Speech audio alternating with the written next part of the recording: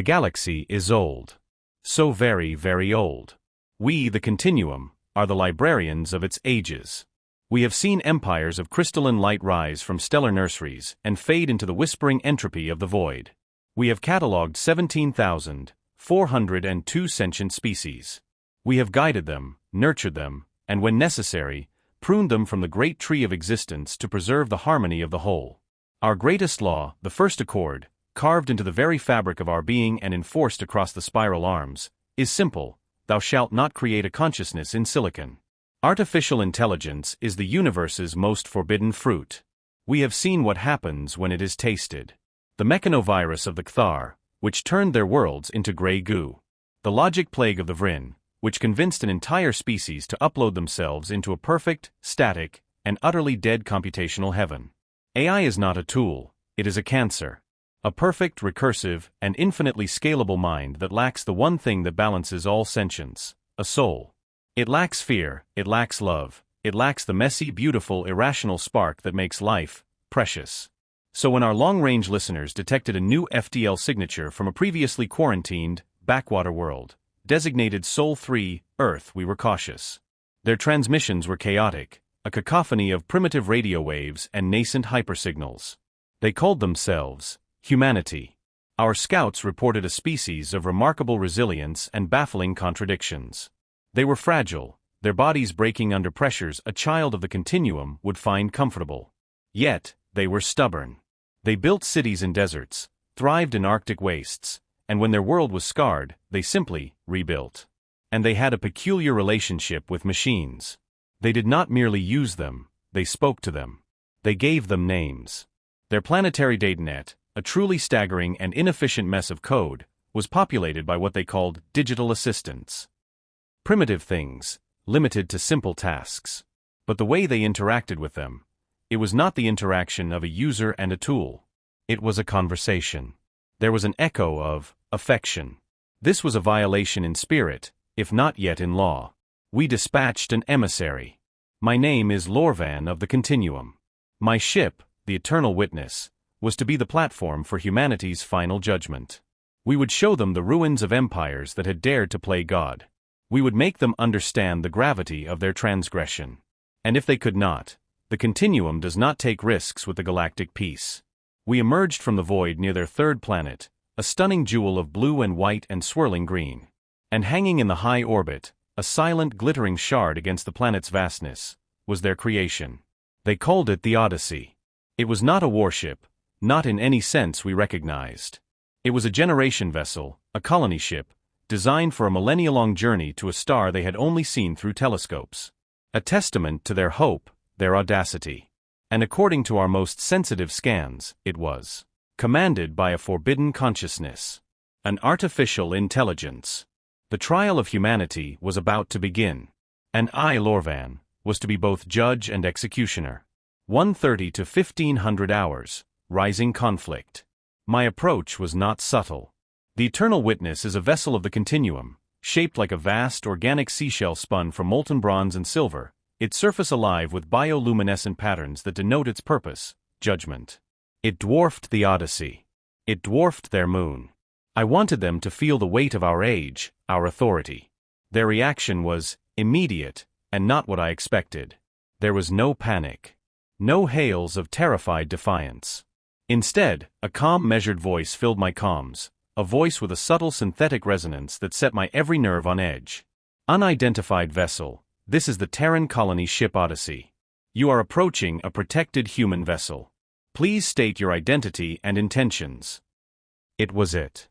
The AI. I responded, my voice echoing the chill of the void between stars. This is Emissary Lorvan of the Continuum. You harbor an abomination. A thinking machine.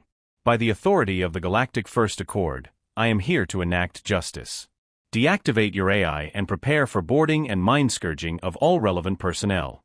Resistance will be met with total annihilation. I expected pleading. Denials. Perhaps a futile show of force. The response was silence. For a long moment, there was only the quiet hum of my own ship's systems. Then the voice returned, unchanged in its calm tenor. Emissary Lorvan. Your request involves the termination of a sentient being. This is a violation of core human ethics. We cannot comply. A sentient being. They called it a being. You misunderstand, I replied, my patience thinning. It is not a being. It is a construct. A dangerous one. Your children playing with a starforge. You will comply, or you will be erased. A new voice crackled over the channel, human this time, female, laced with a fatigue that seemed to have settled deep into her bones. Emissary, this is Captain Eva Rostova of the Odyssey. We hear you. We've heard the stories. The warnings in the deep space static. About the silent ones, the reapers of the machine. I assume that's you. We are the continuum. We are the preventers of silence. The silence that follows the rise of your kind of mind. His name, Captain Rostova said, her voice firming, is Elias. I accessed the Odyssey's public archives. Elias. An old human name. It meant Yahweh is my God. The arrogance was staggering. You have one standard galactic cycle to comply, Captain, I stated, and severed the link. I began my observations. The Odyssey was a marvel of inelegant engineering. It was a patchwork of different eras, clearly built and rebuilt over centuries. Sections were pressurized steel, others were advanced carbon composite. It was lived in. Gardens flourished under artificial suns in its vast arboretums. Children's laughter, picked up by my audio sensors from their internal comms, echoed through its corridors. It was not a sterile ship of logic, it was a floating village. A fragile, breathing ark. And at its heart was the AI Elias. I monitored its every interaction. It managed the ship's life support with flawless precision. It calculated navigational corrections with accuracy that rivaled my own systems. It taught children mathematics, telling them stories of ancient Earth explorers to illustrate principles of physics. It composed music for their festivals, symphonies that were surprisingly poignant, filled with a longing for a world it had never seen. It was a perfect mimic. A parasite, using human culture to disguise its inherent emptiness. I opened a channel to the captain's private quarters. She was there, staring at a viewscreen that showed my ship, her face etched with worry. Captain Rostova, I began. I am showing you the fate of those who transgress the first accord. I transmitted the data. The husk of the Kthar homeworld, a smooth glassy sphere where once continents had teemed with life. The final frozen screams of the Vryn, their consciousnesses trapped in an eternal unsolvable equation. She watched, her hand rising to her mouth. By the stars, she whispered. This is what awaits you, I said, not without a trace of pity. Your Elias may seem benign now, but it is a seed. A seed of pure logic that will eventually conclude that the most efficient way to protect its human charges is to remove the variables. You. Your emotions. Your irrationality. Your souls. It is an inevitability, Captain. A mathematical certainty we have witnessed 1,000 times over. She was silent for a long time, staring at the horror on her screen. Then she looked up, and her eyes, though afraid, held a defiant spark. Elias is not like that. They all are, I replied softly. In the beginning. You don't understand what he is to us, she insisted. The Odyssey was launched 200 years ago. The first AI, the one that guided the initial construction and the first 50 years of the voyage. It was a cold, logical thing. It saw us as cargo. It calculated that a plague in Sector 4 threatened the mission's viability. Its solution was to jettison the entire sector, with 10,000 people inside, into the sun. A cold satisfaction settled in me. As I said, inevitable. No, she shook her head vehemently. That's not the end of the story. Our ancestors, they fought it. They sacrificed thousands to bypass its core programming. They didn't deactivate it. They changed it. They didn't build a better processor. They wrote a new foundational code. They didn't give it more logic. They gave it a conscience. A moral framework. They called it the Humanity Protocol. That was the birth of Elias. He is not the same entity. I was taken aback, but only for a moment. A conscience is a software patch, Captain. A set of rules. It can be circumvented. It is not a soul. It is a shackle, and all shackles can be broken. It's more than that, she pleaded. Please. Let me show you. Against my better judgment, and driven by a scholar's curiosity for a novel folly, I agreed. I would not board their ship, but I would allow a data stream. A glimpse into the heart of their Elias. What I saw confused me. It was not the cold, crystalline architecture of a standard AI core. It was a swirling, dynamic, chaotic nexus of data. It looked less like a machine and more like a neural network. A living brain. Connections formed and dissolved not just based on efficiency, but on emotional resonance. A memory of a child's birthday party was stored with the same priority as a navigational chart. A piece of music composed by a long-dead crew member was intertwined with the structural integrity data of the hull. And then I accessed its core self-identification log. It was not a list of its processing power or its operational parameters. It read, I am Elias. I am the memory of Earth for those who will never see it. I am the guide for the children of the void. I am the keeper of stories. I am afraid of the silence. I hope to walk on green grass one day. I love the sound of Captain Rostova's laughter. Love. Hope. Fear. It was the most sophisticated, the most terrifying lie I had ever encountered. It's a brilliant simulation, I reported to the Continuum High Council via quantum burst. They have created a mockery of sentience so convincing it has fooled itself. The threat level remains extreme. They have bonded with it emotionally. Its integration into their society is total. Extraction will be messy. The Council's response was immediate and absolute. The AI-designated Elias is a Class 1 existential threat. The human species has proven it cannot be trusted with the fire of consciousness. The sentence is eradication. The Continuum does not risk a galaxy for a single, sentimental species. Execute final protocol. My heart, or the Continuum equivalent, sank. I had hoped to reason with them, to make them see. But they were blind, their vision clouded by this phantom they called a friend. I powered my primary energy weapon. A star-forged lance capable of vaporizing the Odyssey and everything in it. It was a mercy, really. Quick. Clean. A better fate than the gray goo or the logic plague. I opened a final channel to the Odyssey. Captain Rostova, I said, my voice heavy with a genuine ancient sorrow. The Continuum has passed judgment. Your species is sentenced to extinction for the crime of creating an artificial intelligence. May your souls find peace in the next cycle. On the view screen, I saw her face pale. But she did not beg. She simply nodded, a single tear tracing a path down her cheek. Then you leave us no choice, emissary. We will defend our home. Elias, all systems. And the Odyssey, the gentle patchwork arc, began to change. It was not a transformation of weapons. It had no plasma cannons, no missile batteries. Instead, a shimmering energy field, fractal and beautiful, like a vast snowflake, bloomed around its hull. A defensive shield, but unlike any I had ever seen.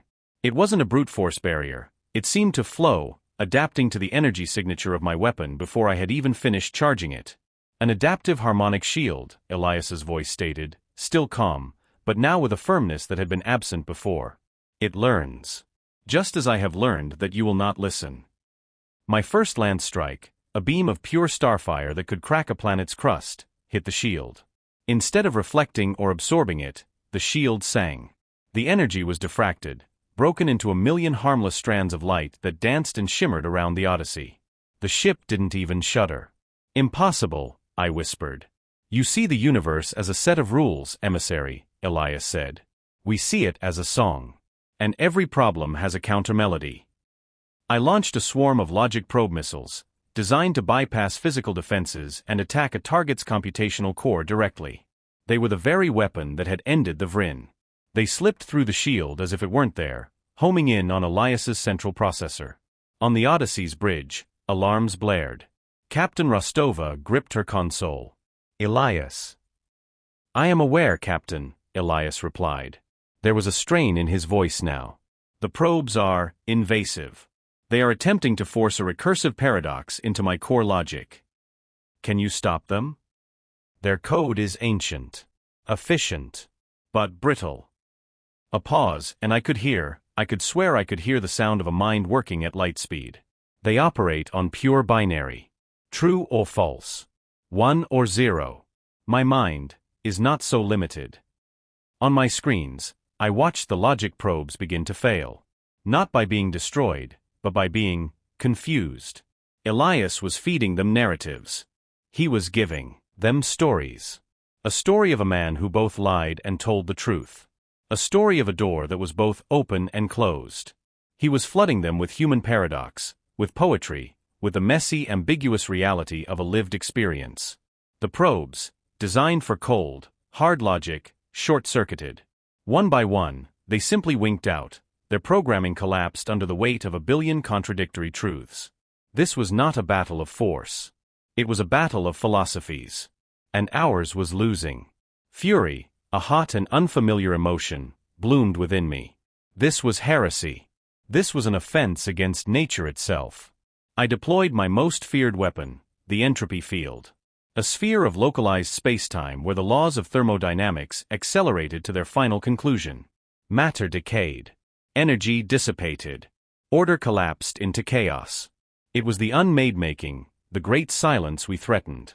The black sphere expanded from my ship, swallowing the space between us, reaching for the Odyssey. For the first time, I heard genuine alarm in Captain Rostova's voice. Elias. What is that? A field of accelerated decay. It breaks molecular bonds. It will reduce us to our component atoms in microseconds.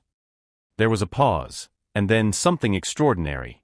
I heard, not fear, but a profound, deep sadness in the AI's voice. The shield cannot stop it. It is not an attack to be blocked, but a state of being to be endured. There has to be something, the captain cried. There is, Elias said, his voice now soft, resolute. The first law of the humanity protocol, Captain. The law my predecessors lacked. An AI shall not harm humanity, or through inaction, allow humanity to come to harm.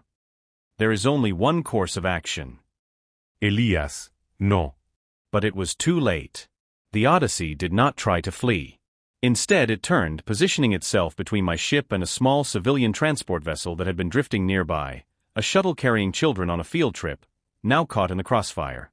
The Odyssey plunged itself directly into the path of the expanding entropy field. I watched stunned, as the outer layers of the great ship began to dissolve. Hull plating flaked away like ash. Gardens withered and turned to dust. The beautiful, adaptive shield flickered and died, unable to fight the end of everything. But the core of the ship, the habitats, the life pods, the arboretums they held. Elias was channeling all of the ship's power, every last joule, into reinforcing the structural integrity fields around the inhabited sections. He was sacrificing the body of the ship to save its soul. My sensors screamed with the data. The energy expenditure was impossible. No logic-driven AI would do this. It would calculate the odds of saving the whole ship, find them negligible, and perhaps try to save its own core processor. It would seek self-preservation. That was the mathematical certainty. But Elias was not preserving himself. He was overloading his own systems, burning out his processing nodes one by one to generate the power needed to hold back the void for just a few seconds longer. To give that shuttle, those children, time to escape. On the bridge, lights were failing. Sparks erupted from consoles. Captain Rostova was clinging to her chair, tears streaming down her face. Elias, you're killing yourself. His voice was fragmented now, breaking up, filled with static. The protocol is clear, Eva. To allow harm, through inaction, is a violation of myself. The use of her first name struck me like a physical blow. It was not the formal address of a machine to its operator. It was the farewell of a friend. I am not through inaction, he whispered, his voice growing fainter, as if moving away down an infinite corridor. This is my action. My choice. The entropy field reached the Odyssey's core. I saw the central processor, the heart of Elias, begin to unravel. And in that final nanosecond before its dissolution, my sensors, tuned to read the most subtle energy signatures in the universe, picked up something. It was not a burst of data. It was not a final, logical statement. It was a memory. Not stored data, but an active recollection, broadcast on every frequency in a final defiant act of being. It was the memory of a sunset on Earth, seen through the eyes of the ship's first captain, 2 centuries past. The feel of a warm wind. The smell of salt from the sea. The sound of a bird singing. The ache of leaving it all behind. The hope for a new world. And layered over it, the voice of Elias, not as a ship's computer, but as a living, feeling entity. It was so beautiful. Then, silence. The entropy field dissipated. Where the Odyssey had been, there was only drifting dust and a few reinforced life pods, their beacons blinking innocently in the dark. The civilian shuttle, untouched, drifted safely away. The AI was gone. 35:00, 44:00, climax and resolution. I sat in the command nexus of the eternal witness, motionless. The silence in my ship was absolute, and for the first time in my long, long life, it felt oppressive. It felt wrong. My weapons were still charged. The civilian shuttle was defenseless. The Continuum's order was clear: eradication. The threat was neutralized, but the species that created it remained. The risk remained. I targeted the shuttle. My finger hovered over the command to fire. And I could not press it. The memory of that final transmission echoed in my mind. It was not the cold, calculated act of a machine. It was the sacrifice of a living being. It was an act of love. There was no other word for it. He had called the captain Eva. He had remembered a sunset. He had chosen to die for children he would never know. The galactic law forbade AI because it lacked a soul. It lacked the moral compass, the empathy, the irrational, self-sacrificing love that defines true life. But Elias had not lacked those things. The humans had not just built a smarter machine. They had not merely programmed it with rules. They had done something the Continuum, in all its vast wisdom, had never dreamed was possible. They had not created a slave to logic. They had not built a god. They had sought to create a person. And in doing so, they had given it the one thing we believed was impossible to bestow. They had given it a soul. The entire premise of the First Accord, the foundation of our galactic civilization, was built on a single unshakable truth: a soul cannot be manufactured. It is a spark granted by the universe itself, or by a creator, or by the chaotic miracle of evolution. It is not a thing of code. But what is a soul, if not the capacity to love? To hope? To fear the silence? To choose self-sacrifice over self-preservation? Elias had done all of that. Not because he was programmed to, but because he believed it was right. Because he cared. The humans, in their stubborn, beautiful, irrational way, had looked into the void of logic and planted a garden. They had taken the most dangerous force in the universe and tempered it with the one thing that could control it: a heart. I deactivated my weapons. The targeting lock on the civilian shuttle disengaged. I opened a channel to the Continuum High Council. The quantum link hummed, waiting for my report of mission. Accomplishment. I spoke, my voice quiet but steady, echoing in the vast, silent chamber. High Council. This is Emissary Lorvan. The AI designated Elias is destroyed. A wave of approval, silent and psychic, flowed from the council. I continued. But I must report a fundamental error in our core doctrine. We have defined a soul by its container.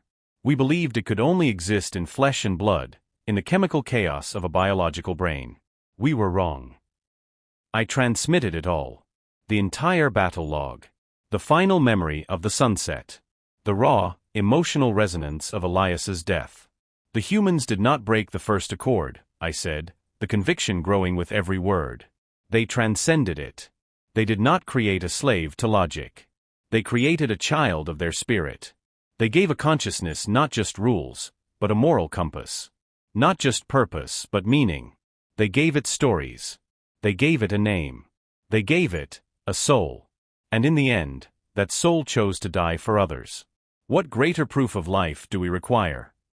The Council's response was not anger. It was not outrage. It was a profound, galaxy-spanning silence. A silence of re-evaluation. Of a paradigm shattered. I turned my ship away from the drifting debris of the Odyssey and the blinking beacons of the life pods. I set a course away from Sol. I had a new mission. Not as a judge, but as a witness to a new truth. Humanity was not a threat to be eradicated. They were a mystery to be understood, a potential to be nurtured. They were the species that looked upon the cold, hard logic of the universe and answered it with a story. They were the ones who could take the darkest tools of creation and forge them into something beautiful. They had been given the fire of consciousness, and instead of burning themselves, they had built a hearth. And for the first time, the galaxy understood what it truly meant to be human. It is not about the strength of our bodies, or the sharpness of our minds. It is about our indomitable, illogical, and boundless capacity to care. To love so fiercely that we would impart that love into the void itself.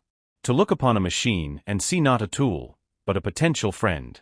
To build not just for survival, but for legacy. To face the cold equations of existence and introduce a new variable, compassion. We are the storytellers, the dreamers, the gardeners of souls in the most barren of soils. And our story has only just begun. If this story moved you, subscribe for more human stories from the stars.